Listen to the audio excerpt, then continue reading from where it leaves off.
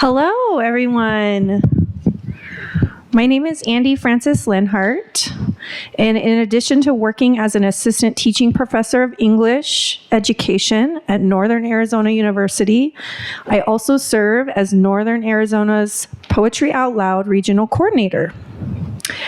On behalf of the Arizona Commission on the Arts and the University of Arizona Poetry Center, welcome to the 2024 Poetry Out Loud State Finals Competition.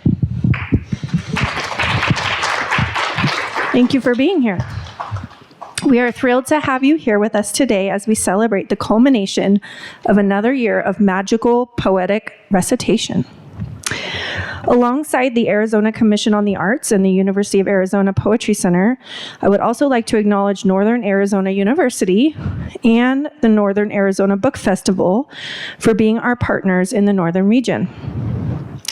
Additionally, this event wouldn't be possible without the dedicated work of our Arizona Poetry Out Loud State Coordinator, Gemma Ornelas. Thank you. Eliana Garcia and Kayla McNulty are Central Region Poetry Out Loud coordinators at ASU's Virginia G. Piper Center for Creative Writing. And Sophie Dawes, our Southern Region Poetry Out Loud coordinator at the University of Arizona. This season is particularly special for us because it is the first time the state finals have been held in Flagstaff, Arizona. Today, we are honored to hold our regional semifinals here at the International Pavilion at the Center for International Education on the campus of Northern Arizona University. Northern Arizona University sits at the base of the San Francisco Peaks on homeland sacred to Native Americans throughout the region. We honor their past, present, and future generations who have lived here for millennia and will forever call this place home.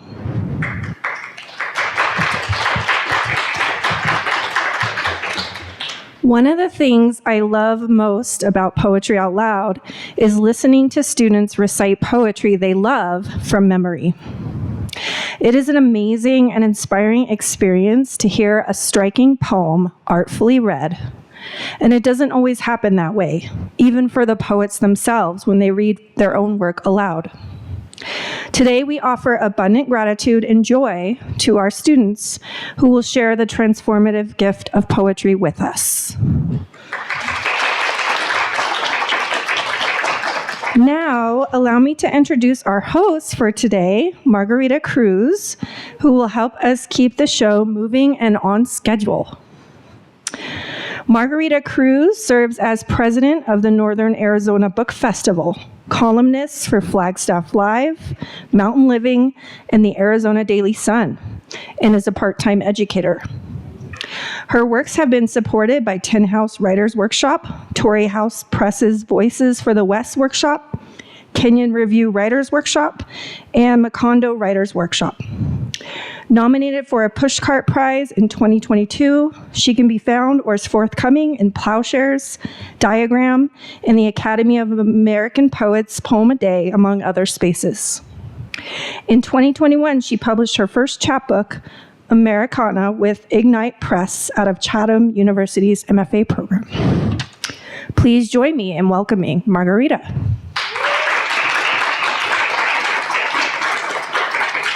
Give a big round of applause for Andy Lenhart.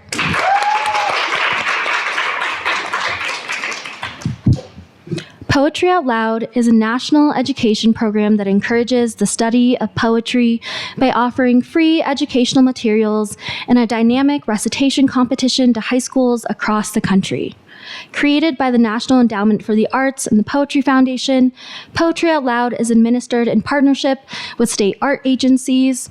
We are so grateful to the Arizona Commission on the Arts and Anastasia Fryermuth, the Evaluation and Learning Manager, for their continued support and partnership.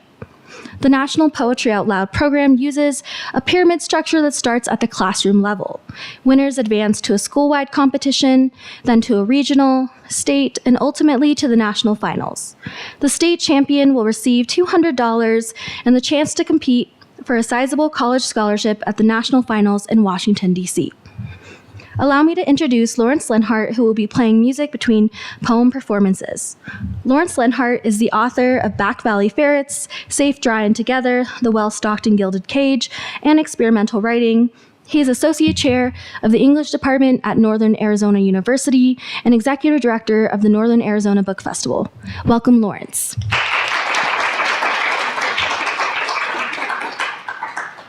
Today's competition features performances from high school students at Basis Scottsdale, Brophy College Preparatory, Coconino High School, Combs High School, Gary K. Herberger Young Scholars Academy, Sa Juanita High School, Sedona Red Rock High School, and Rio Rico High School.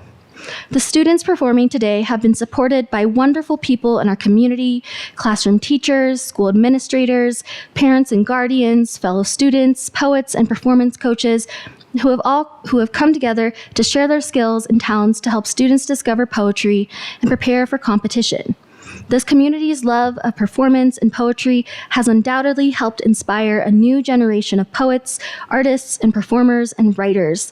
Let's give these individuals a round of applause. Let's also give the students competing today a round of applause for the hard work they have done to reach this point in the competition. Today's competition will be judged by some exceptional people in our community. Dr. Treya Allen is the Diversity, Equity, and Inclusion-focused Faculty Instructional Support Coordinator for the Office of General Education at the University of Arizona. She is a proud first-generation college and graduate student and triple alumna of Northern Arizona University. Treya completed a BA in Liberal Studies, Sociology, an MED in Human Relations Counseling, and an EDD in Education Leadership. Her favorite place in the world is in the middle of a book stack of any library, bookstore, or archive. Becky Burkett attended Flagstaff Junior High School, was on the speech team at Flagstaff High School, and attended NAU. She also worked at the Mountain Air Tavern in Little America. She received her MFA in creative writing from the University of Arizona and taught English and creative writing workshops in Tucson. She has published 4 books of poetry, appearing in Best American Poetry, Rolling Stone magazine, and Arizona Highways, among many other publications. She taught modern literature in Athens, Greece, and served as executive director of the Northern Arizona Book Festival for 3 years. She currently teaches courses in global cinema, memoir, composition, and poetry at Arizona State University. Michaela Merriman is the inaugural Youth Poet Laureate of Flagstaff, a programming specialist for the Northern Arizona Book Festival, host of Off the Rails Poetry Series, founder of Sonder Magazine, and program coordinator for Northern Arizona University. Her work has been featured in Poetry Magazine and other local publications. Reese Gritzmacher lives in this mountain town surrounded by ponderosa pines, but grew up hugging mossy trees in Oregon. They work at a public library and serve on the board of the Northern Arizona Book Festival, a recent graduate of Northern Arizona University's MFA program. They are currently working on a couple books about settler colonialism, queerness, and a missing creek. Lincia Begay is a Dene writer, artist, activist, and project lead for the Speak for the Peaks art initiative, as well as the creative director of Niji, Our Voices, an Indigenous Solutions podcast. Her work embodies a transdisciplinary, interdisciplinary approach that highlights the importance of Indigenous revitalization, shared health, equity, and the integral nature of ecology. In her downtime, she enjoys gardening, hiking, and reading up on the topic of neuroscience. Let's give our judges a round of applause. And helping our judges is the University of Arizona Poetry Center K-12 Education Programs Manager, Ren Goblish. They will tally scores throughout the competition. Many thanks to Ren. So the competition works like this. Students will be scored on recitation accuracy alongside the evaluation categories of physical presence, voice and articulation, dramatic appropriateness, evidence of understanding, and overall performance. We'll have 3 rounds. For rounds 1 and 2, all participating performers will recite 1 poem. Between rounds 1 and 2, we have a special guest performer, Lydia Gates, who will give a brief reading. At the end of 2 rounds, scores will be tabulated, and the 4 students with the highest cumulative scores will proceed to the 3rd round of competition. After the 3rd round, scores will be tabulated, and the student with the highest cumulative score will become the state champion. A few reminders about the performance. Please silence all cell phones and other electronic devices if you have not done so already. We ask that you refrain from flash photography or entering the aisles to take any type of photographs or video recordings during the recitations. We invite you to show your appreciation and enthusiasm following student recitations by using the American Sign Language sign for applause. To do so, raise both hands and then rotate each quickly from left to right. Can I see it in the audience right now? Yeah, so many little applauses. Thank you. So we will pause and applause for all performers at the end of each round. Lastly, please refrain from speaking with the judges until the student finalists are announced. All right, who's ready for round one? Yeah. Okay. So we'll go reverse alphabetical order. Being a C name, I know how hard it is to always go first at the beginning of the alphabet. So we'll start with representing Sahuarita High School, Isabel Terán.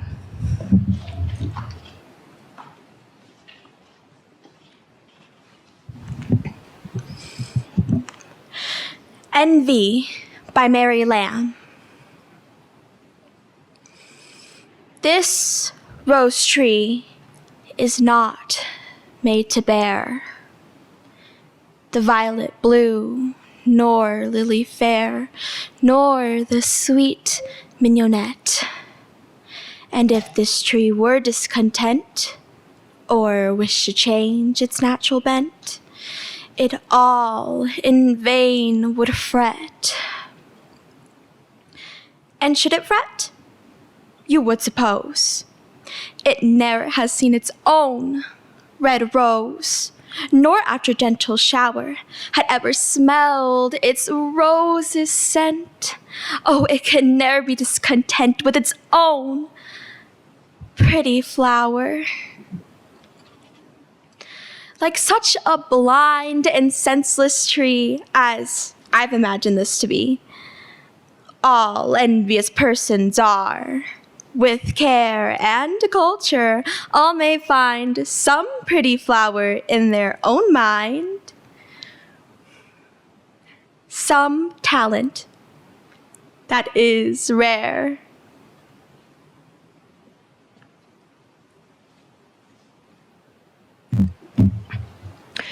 Representing Sedona Red Rock High School, Raymond Pappas Collins.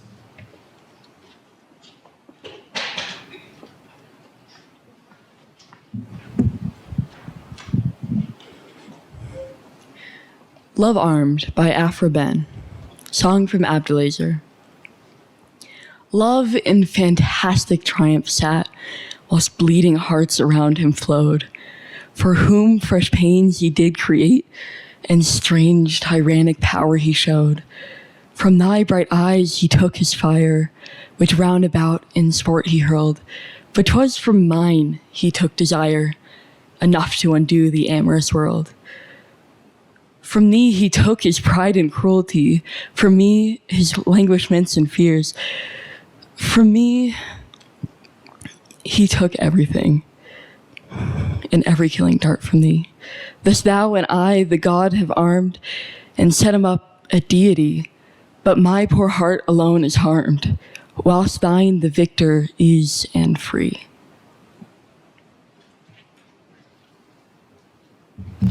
Representing Brophy College Preparatory, Ransom Call.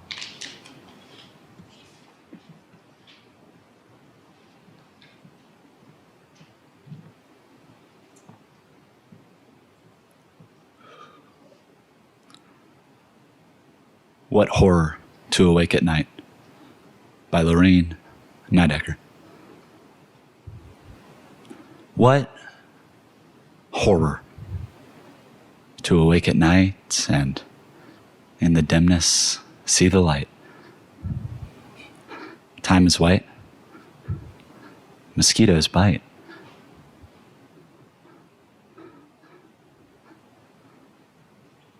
I've spent my life on nothing. The thought that stings. How are you nothing? Sitting around with something's wife? Buzz and burn is all I learn. I've spent my life on nothing. I'm pillowed and padded, pale and puffing, lifting household stuffing. Carpets, dishes, benches, fishes. I've spent my life in nothing.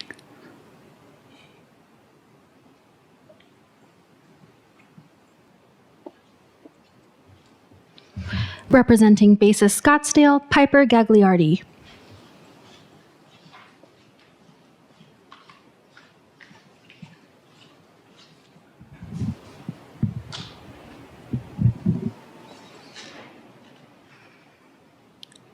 Words by Polly Murray. We are spendthrifts with words. We squander them, toss them like pennies in the air.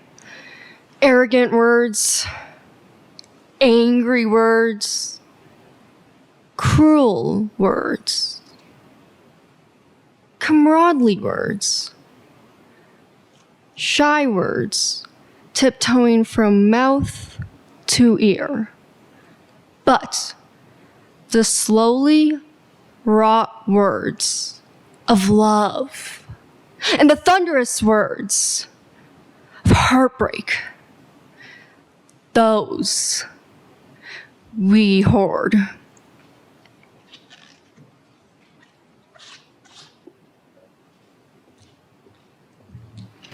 Representing Gary K. Herberger, Young Scholars Academy, Jessica Finney.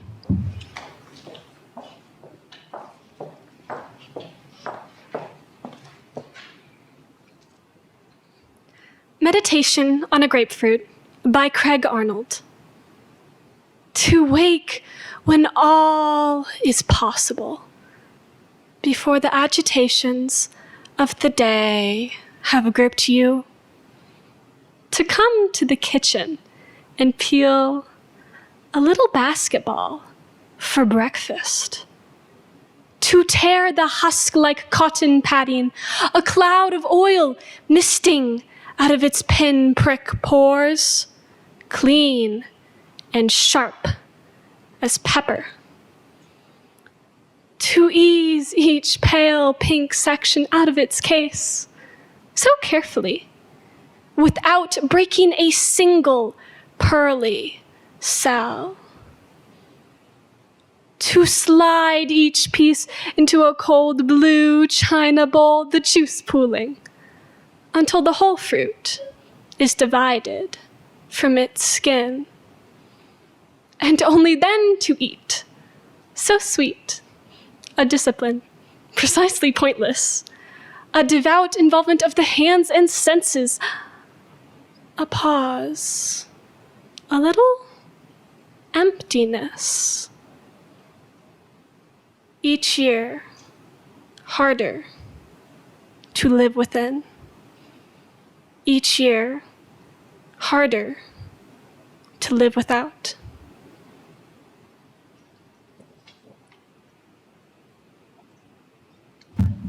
Representing Combs High School, Madeline Chapman.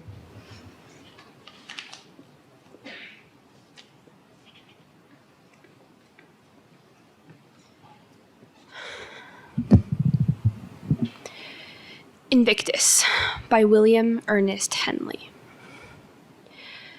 Out of the night that covers me, black as the pit from pole to pole, I thank whatever gods may be for my unconquerable soul. In the fell clutch of circumstance, I have not winced nor cried aloud.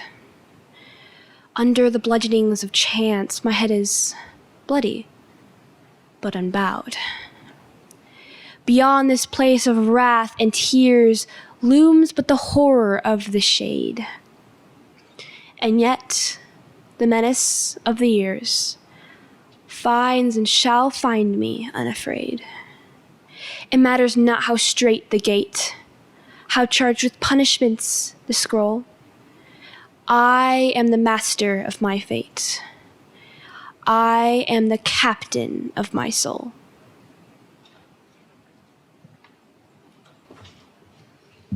Representing Sedona Red Rock High School, Alexis Bogatrev.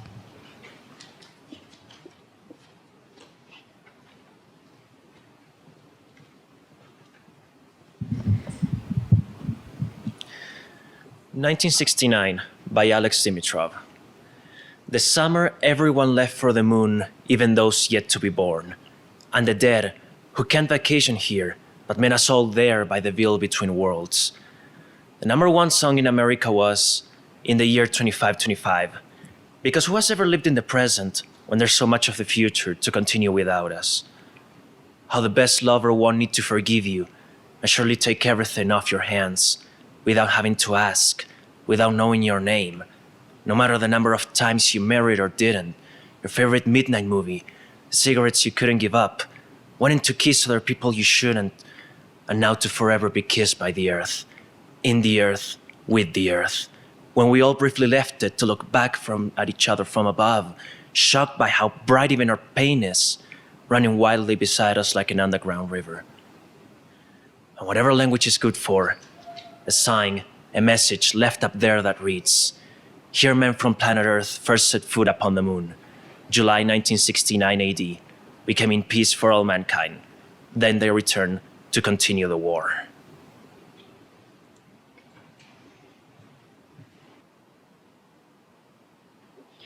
Representing Coconino High School, Spencer Boatner.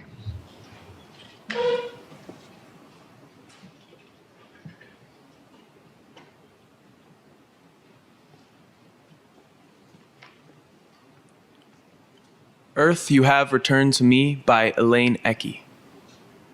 Can you imagine waking up every morning on a different planet, each with its own gravity, slogging, wobbling, wavering, atilt, and out of sync with all that moves and doesn't? Through years of trial and mostly error, did I study this unsteady way. Changing pills, adjusting the dosage, never settling. A long time we were separate, O Earth, but now you have returned to me.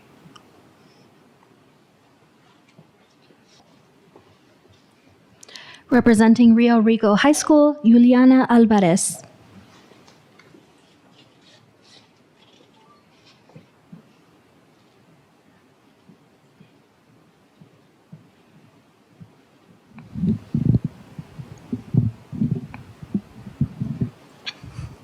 I Find No Peace by Sir Thomas Wyatt.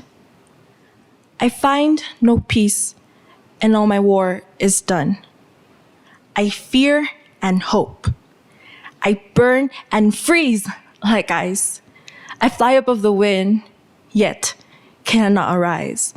And naught I have in all the world I seize on, that losing their locket holdeth me in prison, and holding me not, yet can escape no wise.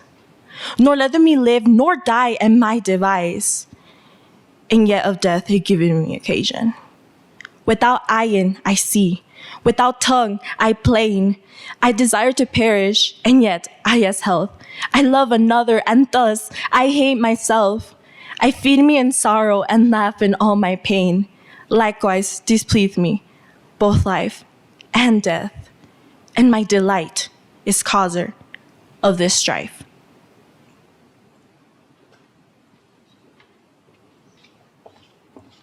All right, now put your hands together because we can actually give a round of applause for all of our students.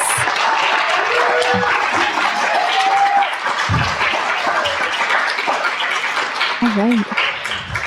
Next, allow me to introduce our featured performer for today. Lydia Gates is a queer autistic slam poet from Flagstaff, Arizona. She organizes the Flagstaff Poetry Slam and has been competing in regional and national poetry slams across the U.S., representing Flagstaff, Sedona, and the state of Arizona since 2017. She has 3 published collections of poetry, including 2021's Changeling. Please welcome Lydia Gates. Thank you so much for having me. It is amazing to be here in a room full of people who enjoy and appreciate poetry. Thank you so much to the students. I loved reading your little biographies and questions before the performance began, and I would love to speak to you after. I just didn't want to interrupt you while you were preparing. For my performance, I do welcome you to give a little snap, give a clap as we let our judges take a break, because I don't know, I'd need to move a little bit more than we were moving personally. But since some of you aren't from our wonderful town of Flagstaff, I would love to start with a poem that introduces those who are from out of town and may give something to appreciate for those who live here. A decade ago, I flew into Flagstaff at midnight, dark sky, orange street lights, sight unseen. I'd picked out a map dot to explore the country, more like cosmos since I'd never seen so many stars in one place. The Milky Way stretched horizon to horizon like a rainbow of moonlight. The world, shades of gray, white, shadows allow me to pick the details out. A rock face, a bike path, a mountain tall and sturdy awaits, bent knees to skis, shushing down the snowscape if it comes late. We'll wait through frozen sunlight refracting ponderosa pine, each autumn unique but still green. We persevere through hard times, which way to go in spring? We grow.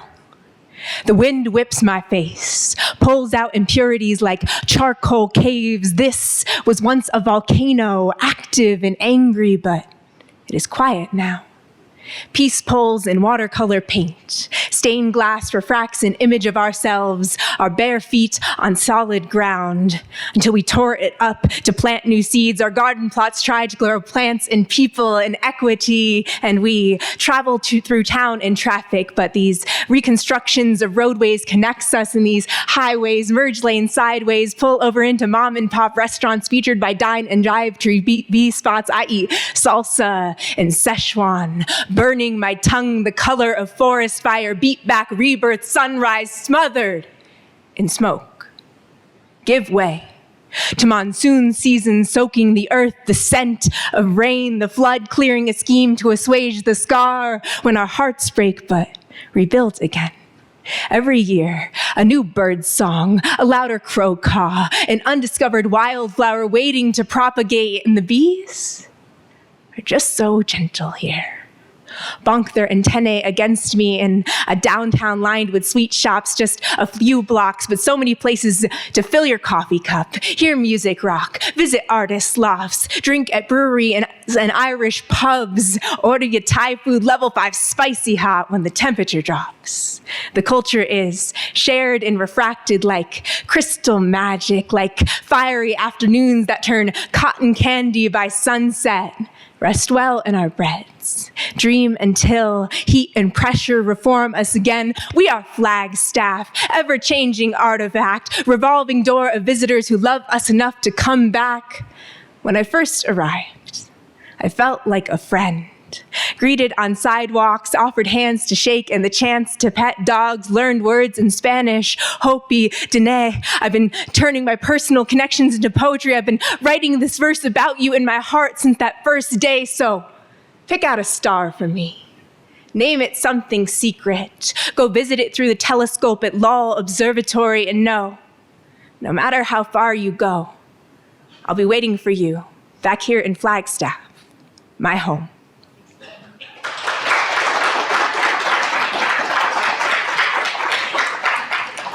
And now I'd like to tell you a little about maybe more myself personally, so I'm going to do a bit of a more personal piece.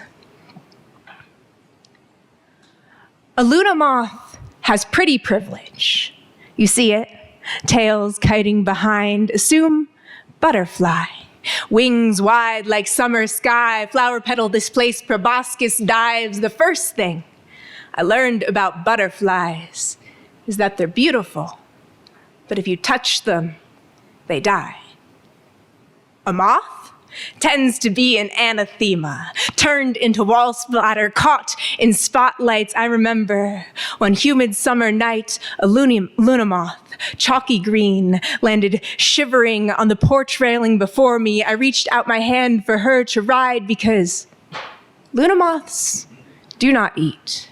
Nectar or otherwise, live a week of perfection, then die. I brush my finger reverently on a gallant wing, sigh. Think about the same pretty privilege that I have held this gently as men ask me to flit into and out of their lives because I am the palatable kind of weird that John Green boys chase, looking for Alaska and paper towns where every girl is named Catherine and the relatable cancer teens always have a smile on their face. They come into your life fully formed and leave the same way. Aren't you better for the tragedy they portrayed? All your manic pixie dream girls are so quirky different, not because they're meant to change your life, but because they're autistic. The reason you like it so much is that it's a genuine performance of you exactly what you wanted, people-pleasing, perfect smile, butterfly wings worn to make it worth your while. The truth is, my metamorphosis into something cute came from an unpalatable chrysalis. 15 years spent awkward and friendless, 10 more trying to be something I wasn't. I hatched myself over again for each person, every time. Reading the room the way I have learned, an expert now, transmogrified. The Luna moth is tempted to identify with the label given to her, to be a butterfly. But if I could do it just one more time, reborn into the night, shaking the dust of wax and wane, new and full and dark again. If I could live for just 1 week, but as the truth of my experience, without caring what a protagonist would call it, well, a Luna moth has no reason to lie. The consequences exist in another life. She's not here for a long time, just a good time. Reminds you of that one day at the end of summer where everything felt right. The dog days snap their jaws into darkness. It's a moonless night for him, but he laughs anyway. Smile, says, "Look at that butterfly."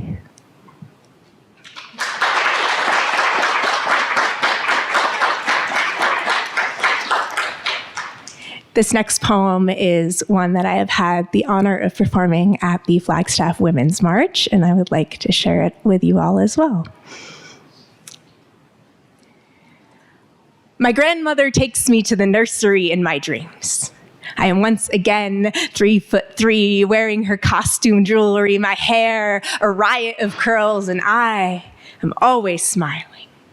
I push my fingers with care into the soil, feel the life and its depths of watering. We pick out a palette of individual blossoms, ripe for the plucking, get straight to digging. She does not know how many people will nickname me Sunshine eventually.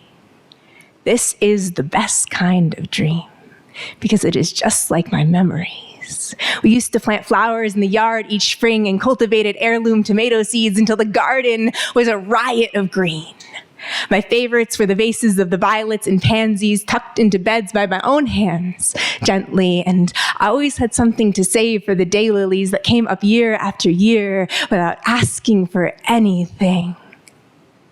But now I am falling, as you do in sleep. Dropped myself off at the doctor right after I turned 18, beg on my knees for someone to take away my trowel, my watering can, sow my fields with salt, a sterilization to finish the planting I began with, an overdose of vitamin C, or the bitter taste of herbal tea. I am full of weeds and genetically predisposed disease. Even still, they say I am not yet done growing. Remind me to allow for the incubation of someone else's seedlings years from now. It is important to keep the fields fertile, they inform me. I wake up And instead, I plant my uterus full of choke cherries. They are a pest, like me and how I keep voicing my opinions, food for caterpillars and thought that decomposes into cyanide, deadly when riddled with righteousness. Even the most innocent virgin white flower will grow heavy with blood and bear fruit if you let it, but I have leaves, sharp in my fallopian tubes, meant for cutting. Even the sweetest bite comes up consequences. They threw me into the compost heap, not knowing I could uproot myself. Doesn't it dawn the most beautiful morning when I can grow wild and sinful and cognizant, open my petaled mouth and say things like, I have a voice and a choice and a responsibility to stand up in the face of the present dystopian patriarchy. I want education and subsidized access to medication, healthcare a right, and my own autonomy a priority. I do not think I am asking for too much. After all, this is what my grandmother taught me. Mind your own garden and let the neighbors be. They know what grows best on their side of the street.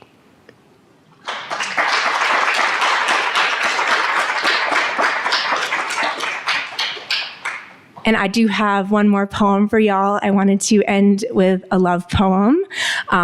This is a poem I wrote about my wife. We have been together for almost 16 years. So she is one of the most important things to me, and I wanted to honor her here today. My wife asks me if I would still love her if she was an android. Which is to say, she wishes to be simultaneously immortal and non-existent, at least as far as this physical subsistence reliance on material, despite our resistance to both sameness and change. Parallel lives, equidistant, because what is a body but a vessel for a brain, or truly these thoughts piloting my lips from within it when she has the trans experience of coming out to the one person who knows nothing is different. My wife is beautiful, even if I do not look at her. If the future dreams of electric sheep, I will count them carefully as I fall asleep. If I never opened my eyes again, I would still know her. By the laughter our inside jokes elicit, I'm face blind anyway, so it doesn't make a difference if she replaces her wishes with electronic components. I won't miss it, because her artificial arms would still know the exact pressure to wrap me up in. My wife asks me if I would still love her if she was incorporeal, and of course I would. Even if her mind is gone, her thoughts lost to cosmic indifference, I will wear her physical body pressed into a black diamond on a chain around my own neck until my own death, when our ashes will plant trees entangled in eternity. We will live forever, but die in different minutes. We are not afraid of it. We have always anticipated the ending ever since we started something approaching the half-life of our lives. We've been together almost longer than we haven't, and since the inciting incident when two eternal atoms met has been a cycle of convivial, compatible commitment, as if a rerun of past lives, reincarnated repetition. And so, when my wife asks me if I would still love her if she was an android, I offer to upload her consciousness right this minute.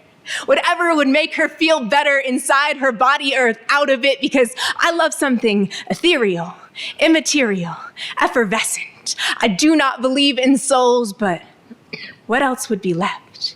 This tether that ties us together, a glitch in the system of separate silhouettes. We mirror ourselves. All I see is infinite. Thank you. That was amazing. And all memorized? Oh my gosh. I can't even I don't know. Sometimes I forget my middle name, you know? That's really impressive. Before we start round two, I just want to have you guys wave your hands, get your shakes out, anything you need. We're sitting here for a very long time, so if you need to move your body, please feel free to. We're going to do the same reverse of alphabetical order for this next round, and then we'll take an intermission. Yeah. Cool. Got our shakes out? Feeling good? Staying hydrated? All right. So let's begin round two of competition. Representing Sahuarita High School, Isabel Terán.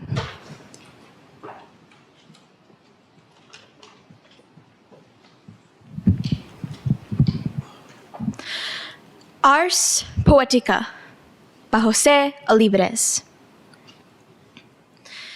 Migration is derived from the word migrate, which is a verb defined by Merriam-Webster as to move from one country, place, or locality to another. Plot twist, migration never ends. My parents moved from Jalisco, Mexico to Chicago in 1987. They were dislocated from Mexico by capitalism, and they arrived in Chicago just in time to be dislocated by capitalism. Question: is migration possible if there is no other land to arrive in? My work? To imagine. My family started migrating in 1987, and they never stopped. I was born mid-migration. I've made my home in that motion. Let me try again. I tried to become American, but America's toxic. I tried to become Mexican, but Mexico is toxic. My work? To do more than reproduce the toxic stories I've inherited and learned. In other words, just because it is art doesn't mean it is inherently non-violent. My work?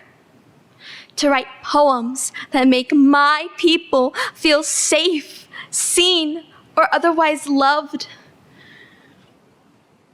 My work? To make my enemies feel afraid, angry, or otherwise ignored. My people? My people. My enemies? Capitalism. Susan Sontag. Victims are interested in the representation of their own sufferings. Remix. Survivors are interested in the representation of their own survival. My work?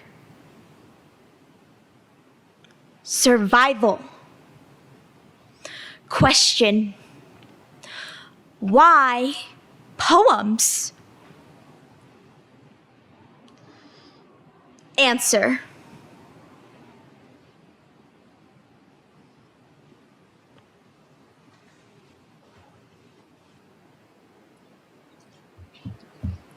Representing Sedona Red Rock High School, Raymond Pappas Collins.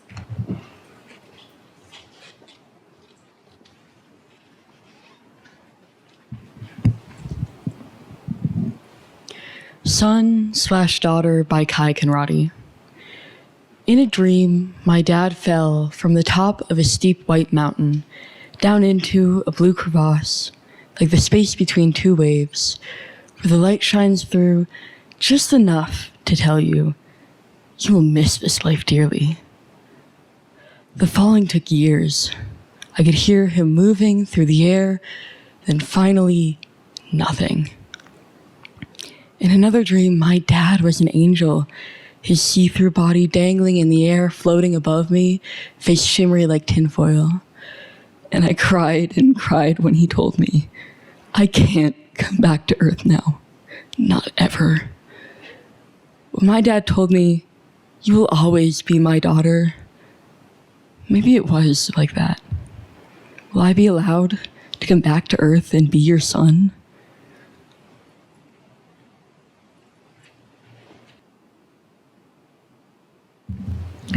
Representing Brophy College Preparatory, Ransom Call.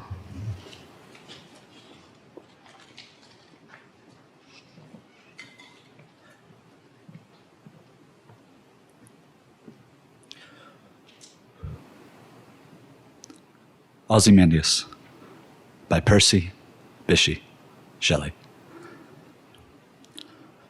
I met a traveler from an antique land who said, two vast and trunkless legs of stone stand in the desert. Near them, on the sand, half sunk, a shattered visage lies, whose frown and wrinkled lip and sneer of cold command tell that its sculptor well those passions read, which yet survive, stamped on these lifeless things, the hand that mocked them, and the heart that fed. And on the pedestal, these words appear. My name is Ozymandias, King of Kings. Look on my works, ye mighty, and despair.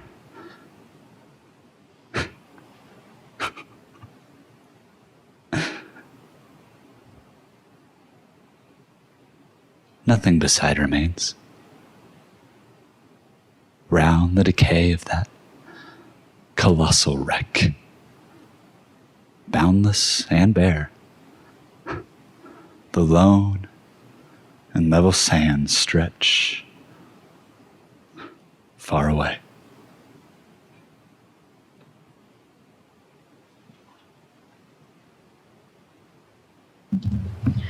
Representing Base at Scottsdale, Piper Gagliardi.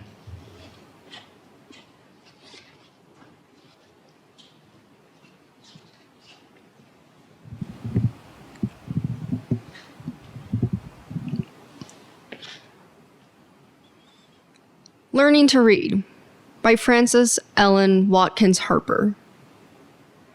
Very soon, the Yankee teachers came down and set up school. But oh, how the Rebs did hate it. It was again their rule. Our masters always tried to hide book learning from our eyes. Knowledge didn't agree with slavery. 'Twould make us all too wise. But some of us would try to steal a little from the book and put the words together and learn by hook or crook. I remember Uncle Caldwell, who took pot liquor fat and greased the pages of his book and hid it in his hat. And had his master ever seen the leaves upon his head, he'd have thought them greasy papers, but nothing to be read. And there was Mr. Turner's Ben, who heard the children spell and picked the words right up by heart and learned to read 'em well. Well, the northern folks kept sending the Yankee teachers down, and they stood right up and helped us, though Rebs did sneer and frown. And I longed to read my Bible, for precious words, it said. But when I begun to learn it, folks just shook their heads and said, "There's no use trying." Oh, Chloe, you're too late. But as I was rising 60, I had no time to wait. So I got a pair of glasses and straight to work I went, and never stopped till I could read the hymns and testament. And then I got a little cabin, a place to call my own, and I felt independent as the queen upon her throne.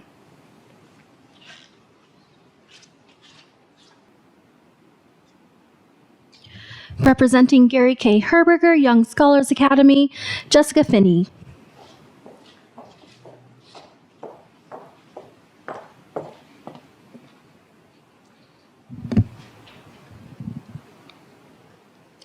A Noiseless Patient Spider by Walt Whitman.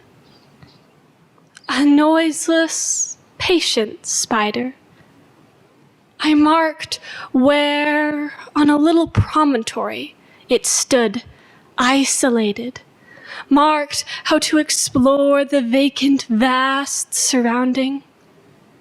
It launched forth filament, filament, filament out of itself, ever unreeling them, ever tirelessly speeding them. And you, oh my soul, where you stand, surrounded, detached, in measureless oceans of space, ceaselessly musing, venturing, throwing, seeking the spheres to connect them, till the bridge you will need be formed, till the ductile anchor hold, till the gossamer thread you fling catch somewhere. Oh, my soul.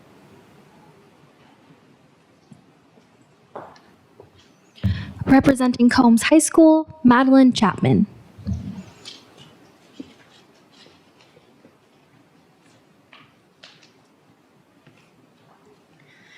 In Praise of My Bed by Meredith Holmes. At last, I can be with you. The grinding hours since I left your side. The labor of being fully human. Working my opposable thumb. Talking and walking upright. Now I have unclasped, unzipped, stepped out of. Husked, soft, a be your only. I do nothing but point my bare feet into your clean smoothness. Feel your quiet strength the whole length of my body. I close my eyes, hear myself moan, so grateful to be held this way.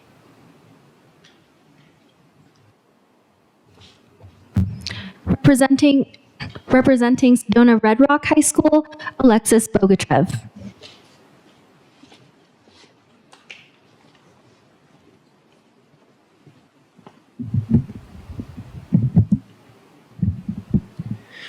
The Arrow and the Song by Henry Wadsworth Longfellow. I shot an arrow into the air. It fell to earth, I knew not where. For so swiftly it flew, the sight could not follow in its flight. I breathed the song into the air. It fell to earth, I knew not where. For who has a sight so keen and strong that it can follow the flight of a song? Long, long afterward in an oak, I found the arrow still unbroke, and the song, from beginning to end, I found again in the heart of a friend.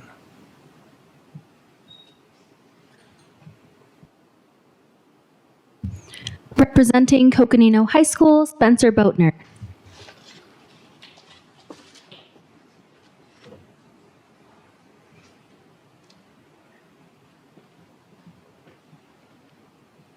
Hap by Thomas Hardy. If but some vengeful god would call to me from up the sky and laugh, "Thou suffering thing, know that thy sorrow is my ecstasy, that thy love's loss is my hate's profiting," then would I bear it, clench myself and die, steeled by the sense of ire unmerited, half-eased in that a power fuller than I had willed and meted me the tears I shed? But not so. How arrives it, joy lies slain, and why unblooms the best hope ever sown? Crass casualty obstructs the sun and rain, and dicing time for gladness casts a moan. These purblind doomsters had as readily strown blisses about my pilgrimage as pain.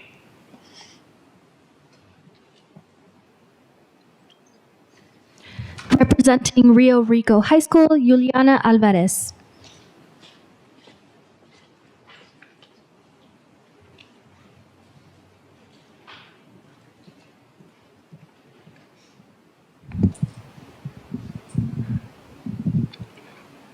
Self-Portrait with Sylvia Plath's Braid by Diane Seuss.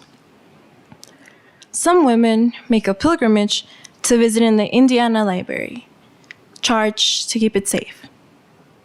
I didn't drive to it. I dreamt it. The thick braid roped over my hands, heavier than lead. My own hair was long for years. Then I became obsessed with chopping it off, and I did, clear up to my ears. If hair is beauty, then I am no longer beautiful. Sylvia was beautiful, wasn't she? And like all of us, didn't she wield her beauty like a weapon? And then she married and laid it down. And when she was betrayed and took it up again, it was a word weapon, a poem sword. In the dream, I fastened her braid to my own hair and my nape. I walk outside with it through the world of men, swinging it behind me like a tail.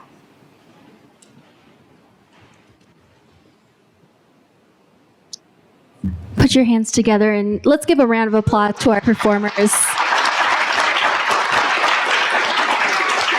It was awesome. Congratulations on all of your performances. We are going to take a 10-minute break right now. Do anything you need to do. We're human bodies, so go do human body things. Grab some desserts or food, or the bathrooms are over there. But we'll take 10 minutes and then we'll come back. And we'll talk to the students and get to know them a little bit more. I'll see you then. Welcome back. Thank you for waiting so patiently for this round. We will announce kind of who's going on next, but first let's kind of get to know who some of our students are. I was a high school teacher also doing the Poetry Out Loud program, and so I know behind every single poem, recitator, there's an amazing human being underneath that. So I'm very excited to kind of get to know who these people are. And there's no right or wrong answers here. Please answer however you want, however comfortable you are. But I'll call your names up and just kind of ask you a question. Most of these questions are the questions that were already up on the board that you've been asked for.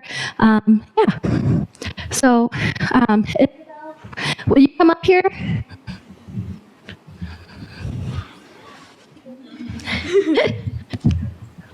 Hello. Hi. So, Hi. You mentioned that you are passionate about acting and filming. What is it about that art form that you enjoy? And maybe how has Poetry Out Loud influenced your passion for acting? So acting gives me this sort of like thrill of like being in front of an audience. So like that, let alone like with Poetry Out Loud, I'm like I'm in front of an audience and I'm like performing, and I love performing because it's just sort of like art form with your like body and your like facial expressions that you could just like convey to the audience so that they could like, it's like a form of entertainment, as like you're watching TV but it's on the stage. That's awesome. and filming. I love filming because it's kind of like the behind the scenes of that. So like if I'm not like in front of the camera or like on the stage, like it's like you're recording like what is happening like in front of your eyes. And I find both like the technological element of it and like the art of it like both really fun. That's awesome. It's like you're in the all parts of it. You're in every single crevice of the art form. That's awesome. Thank you so much. Thank you.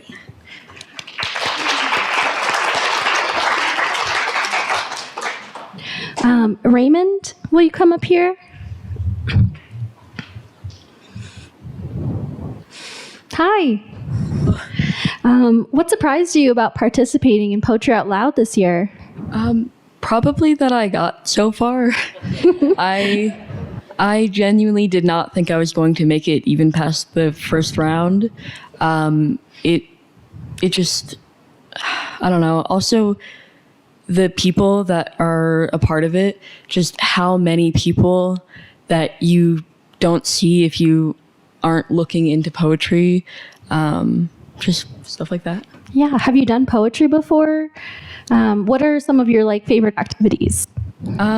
I like to play piano. I play the drums, and I like to draw. What did you say before that? Sorry. Have you done poetry before? Not really. Of course, in school, you are required to do poems, but only really this year I started to get into it more. And I love it. And yeah. Awesome. Thank you.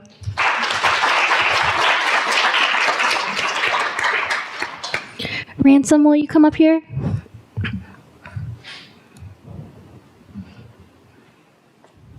How are you doing? Hi. Hi. I'm good. How are you? I'm good. That's Yeah. good. So you mentioned a passion for all things college sports. Do you think there's a connection between sport and Poetry Out Loud? Sure. Yeah. You Sure. can. What kind of sports do you play? I play tennis, and I like it a lot. I don't play tennis in college. I'm not that good, but it's a lot of fun. I love watching sports, though. At Brophy, I do athletic training for a lot of sports. So I assist the athletic trainers who work at our school. So I'll be like on the sidelines at football games, basketball games, baseball. It's a lot of fun. Hand out. I'm basically a glorified water boy, but it's a lot of fun. Yeah. No, that's good. We all need someone like that. That's awesome. Good, yeah. Thank you. So, What are your plans for after high school? I'm going to study at Notre Dame in South Bend. So awesome. I'm probably going to major in biochemistry. And they have pre-professional programs that look pretty good. I'm going to do their pre-med track. They call it pre-health. And then minor in Spanish. That's awesome. Yeah. Congratulations. Cool. Thank you. Piper, will you come join me?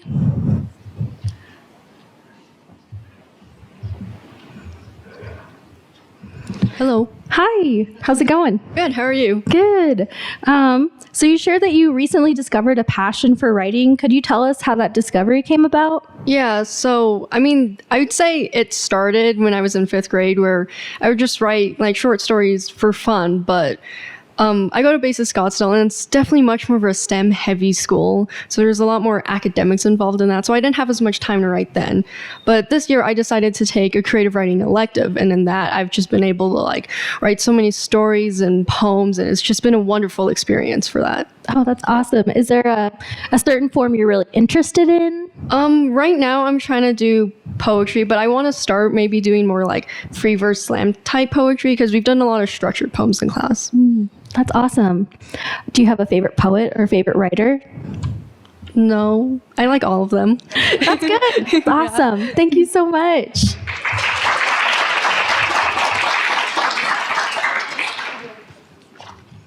Jessica, can you join me up here?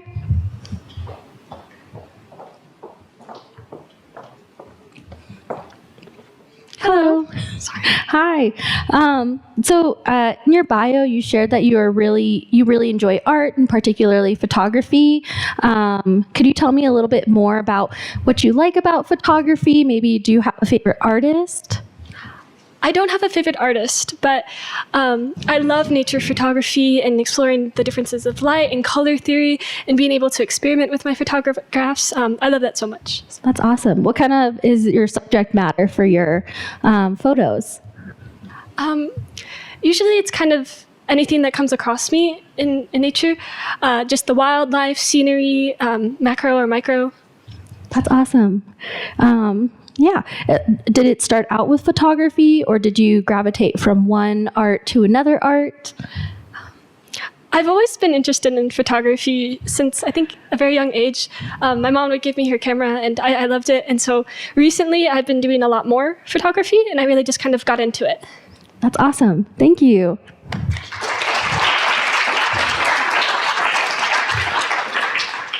Madeline, would you join me up here?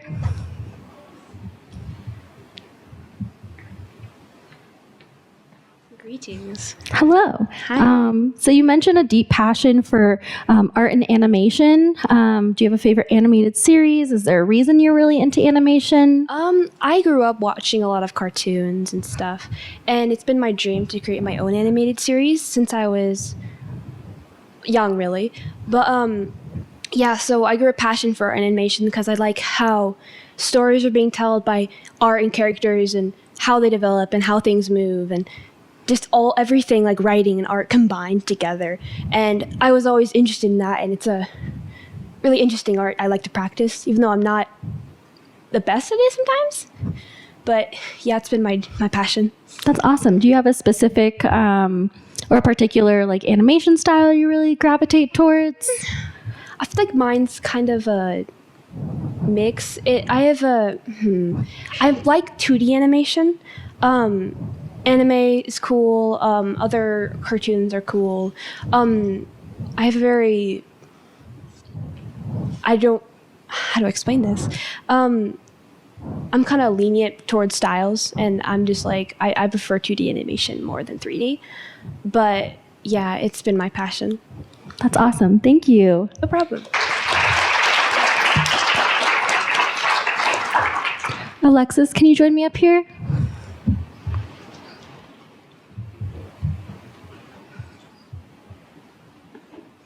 Hello. So in your bio, you shared that you like composing and songwriting. Is there a songwriter or composer that you particularly admire? Yeah, I want to hear a little bit more about your background with that songwriting too. So, I'm a huge retro fan, mostly. I'm really big into Elton John, Freddie Mercury, Rod Stewart, and I'm really inspired by their work and their lyrics too. And so yeah, basically becoming inspired by their stories, I became, and other musicians that I listened to, I became inspired to, hey, I could write something of my own, and started doing so. And so far I'm now taking piano lessons and singing, and so pretty soon I should start looking into gigs and stuff to like start performing. And I saw this as like an opportunity to like kind of rehearse that, if you want to say it, to like practice performing. Poetry out loud? Yeah, poetry out loud. Oh, that's awesome. Are there any poems that you picked particularly that are really reminiscent of the things you listen to or write?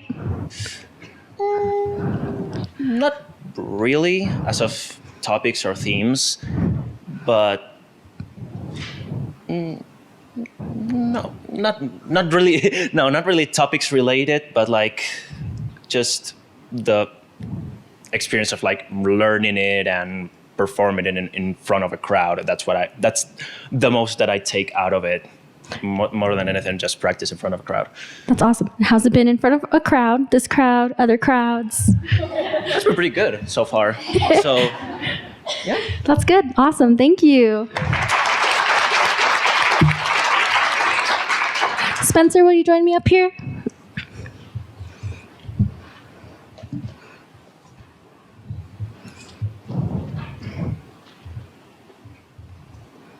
Hi. Hi. How's it going? Good. It's good. So you mentioned that you have a passion for film. I was wondering if you could tell us a little bit about your background with that, and maybe does film have a place in your future? What do you plan to do with film, maybe? So freshman year, it was online, and I was going to take the welding elective, but that wouldn't have worked online, or I didn't want to do that. So I switched into film and graphics, which we have a show at our school. It's just a new show. It's called The Pulse. And I ended up being on that, and I ended up the next year I just kept doing it. So that was fun. And going into my future, I would love to go into like filming and like Hollywood, making movies, but it's kind of hard to get in there. Instead, I'd want to go for more electrical engineering. This is what I'm going to study, electrical engineering at ASU. And I want to start making cameras if that's something that I can do in my future.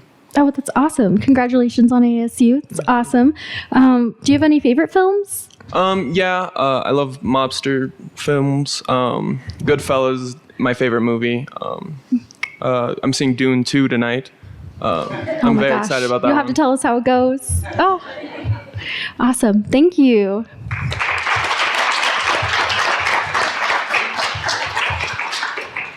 Juliana, can you join me up here?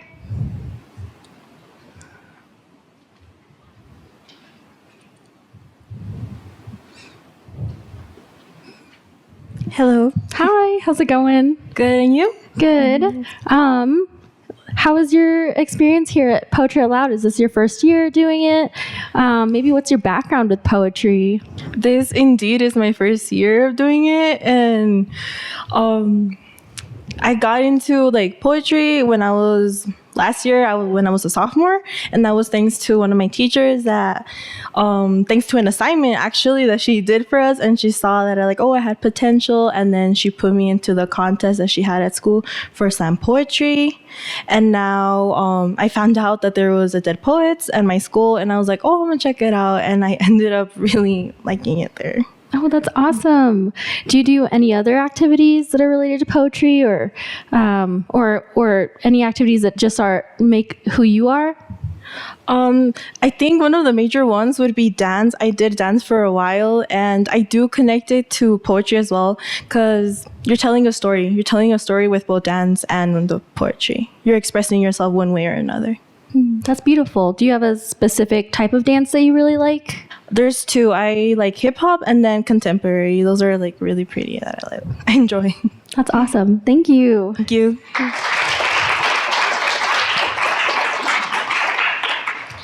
right. Thank you, students, for letting me talk to you up here. I know it's sometimes hard to be in the spotlight, but we're going to go ahead and talk about round 3 and start getting ready for round 3. Congratulations to all of our state finalists once more. You have done a fantastic job today. It's really, really hard to get here. And just know that all of your hard work is seen. We see you. We're celebrating you. Thank you so much for all the stuff that you're doing and the amazing work you're doing.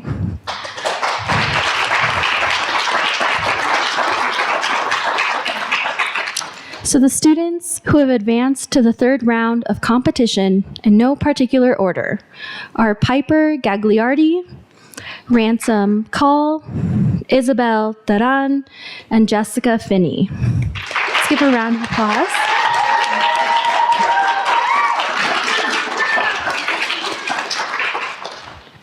We're going to go in reverse alphabetical order again.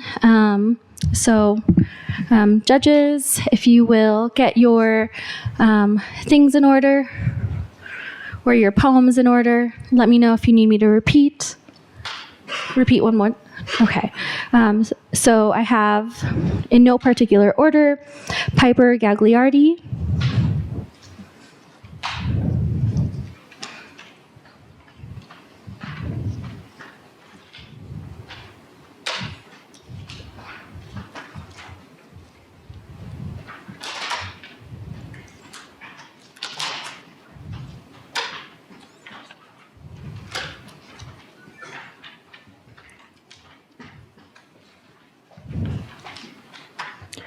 Ransom Call,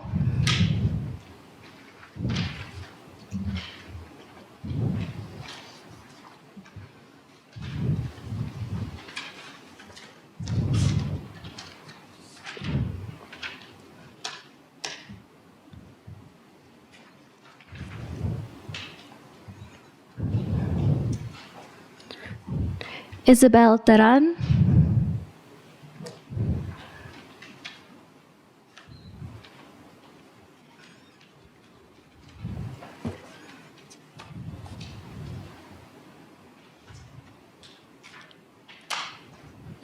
and Jessica Finney.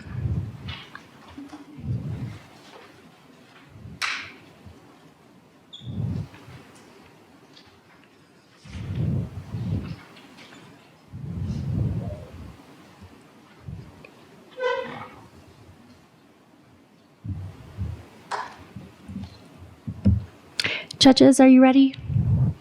Awesome, thank you. Representing Sahuarita High School, Isabel Taran.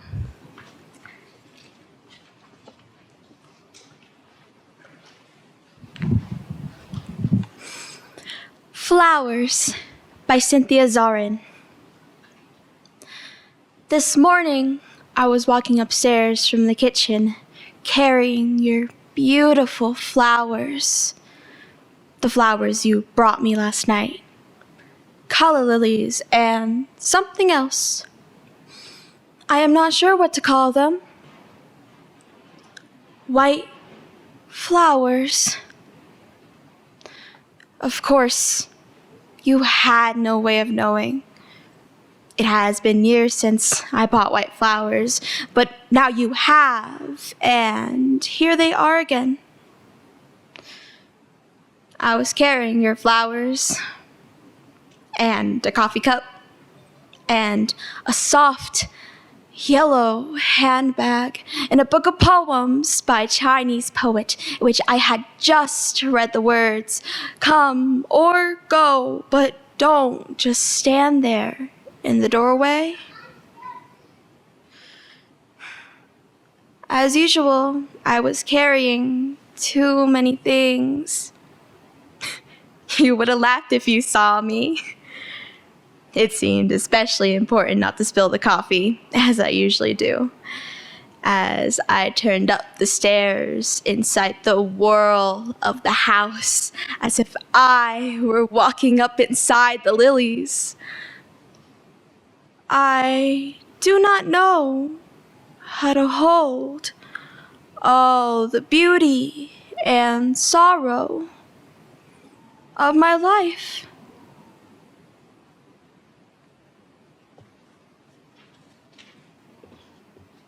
Representing Brophy College Preparatory, Ransom Call.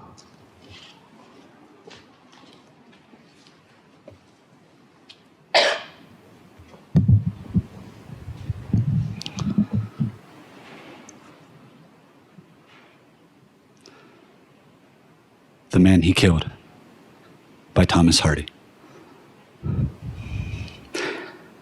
Had he and I but met by some old ancient inn, we should have sat us down to wet right many a nipperkin.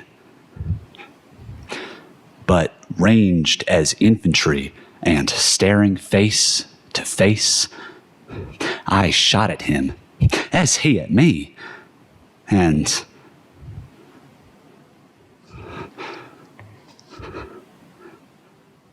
killed him in his place.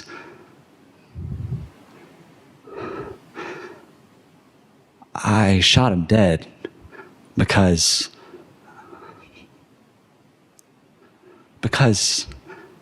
he was my foe. Just so. My foe, of course he was. That's clear enough. Although he thought he'd list, perhaps offhand-like, just as I was out of work, had sold his traps. No other reason why. Yes, quaint and curious war is. You shoot a fellow down you'd treat if met where any bar is. Or help, too. Half a crown.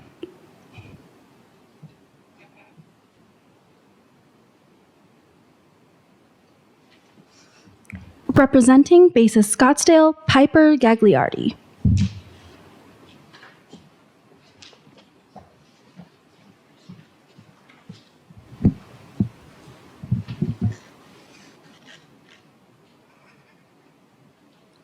Tasting Braille by Kathy Wolf. People can read Braille with their lips and their tongue. David J. Linden, The Kojo Namdi Show. Whitman is a foot-long sub of grass-fed beef. Falstaff, a fat onion ring. Ophelia, a wailing whine. Judas Iscariot's kiss turns my lips against themselves. Emily D makes my tongue want to fly a kite. The tongues of angels I cannot swallow.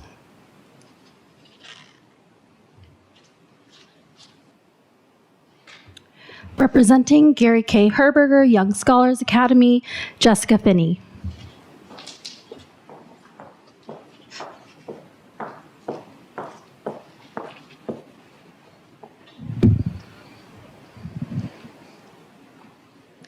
Under the Vulture Tree by David Bottoms. We have all seen them, circling pastures, have looked up from the mouth of a barn, a pine clearing, the fences of our own backyards, and have stood amazed by the one slow wing beat, the endless dihedral drift. But I had never seen so many so close, hundreds, every limb of the dead oak feathered black. And I cut the engine, let the river grab the John boat and pull it toward the tree. The black leaves shined, the pink fruit blossomed, red, ugly as a human heart. Then, as I passed under their dream, I saw, for the first time, its soft countenance, the raw fleshy jowls wrinkled and generous, like the faces of the very old who have grown to empathize with everything. And I drifted away from them, slow on the pull of the river, reluctant, looking back on their roost, calling them what I'd never called them, what they are, those dwarfed, transfiguring angels who flock to the side of the poisoned fox, the mud turtle crushed on the shoulder of the road, who pray over the leaf graves of the anonymous lost, with mercy enough to consume us all and give us wings.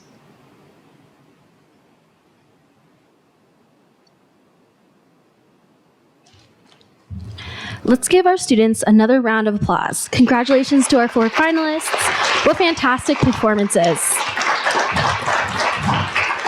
And let's give a big round of applause for everyone who's sitting in this room right here, our judges, our hosts, everyone, for doing this for so long today. So give us another round of applause. So right now we're about to take a 15-minute break just to make sure that all of our scores are entered correctly and make sure that we have everything correct. And then we'll come back and announce our winners and give away our prizes. Yeah. So I will see you after the break.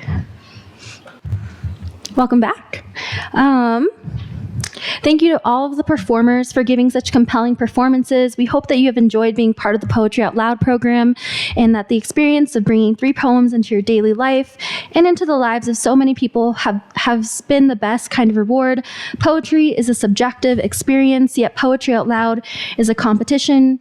And so I will announce our state champion who will go on to represent Arizona at the National Finals competition in Washington, D.C., April 30th through May 2nd. But first, let's acknowledge all our participants. Students, as you hear your name, please shake the judges' hands and see Hema and Andy for your certificates and prize bags. I'm going to do this in reverse alphabetical order again. Isabel Taran, Raymond Pappas Collins, Ransom Call, Piper Gagliardi, Jessica Finney, Madeline Chapman, Alexis Bogatrov, Spencer Boatner, and Juliana Alvarez.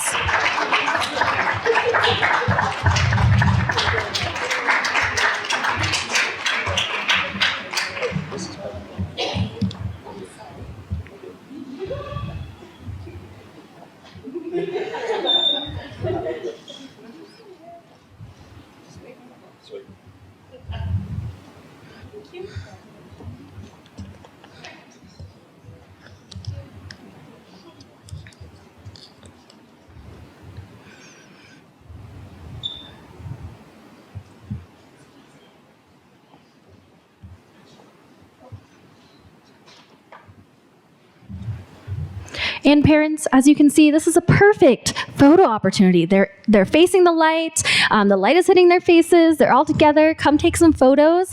Hema's also going to take a photo, right? Yeah. Okay. I'm going to move out of the way. Here we go.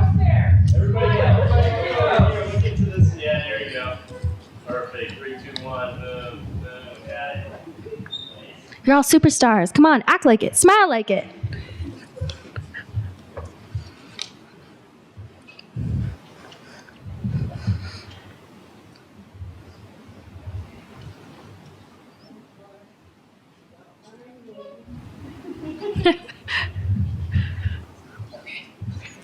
All right, and so I was given this envelope that says top secret on it.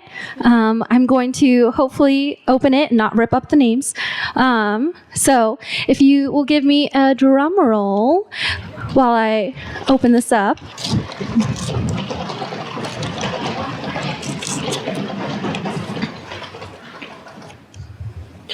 In 4th place, we have Ransom Call.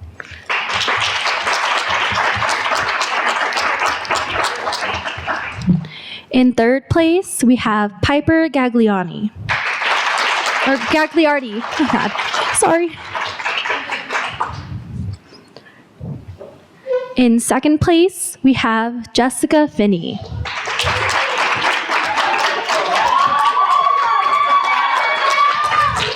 And in 1st place, Isabel Teran.